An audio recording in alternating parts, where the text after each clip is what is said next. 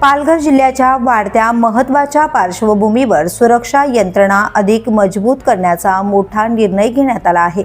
आता केंद्रीय गुप्तवार्ता विभाग म्हणजेच IBची नजर थेट पालघरवर राहणार आहे।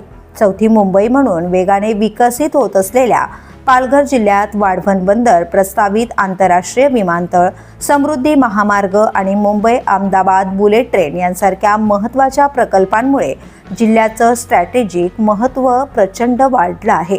याच पार्श्वभूमीवर केंद्रीय गृह मंत्रालयाने पालघरमध्ये IBचे स्वतंत्र कार्यालय सुरू करण्याचा निर्णय देखील घेतलाय।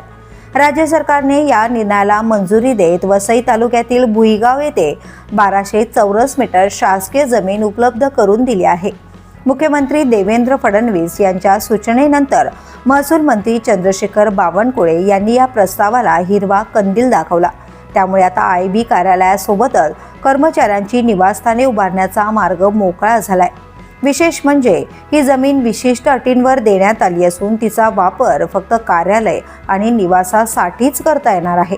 अन्यथा जमीन पुन्हा शासनाकडे परत जाईल। पालघरमध्ये अणुऊर्जा प्रकल्प असल्यामुळे आणि वाढत्या विकास कामांच्या पार्श्वभूमीवर ही सुरक्षा पायाभूत सुविधा अत्यंत महत्त्वाची मानली जाते।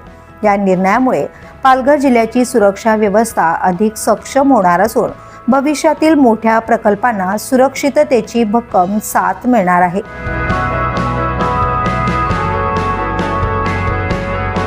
द पोलीस न्यूजसाठी श्रीधर चव्हाण, पालघर।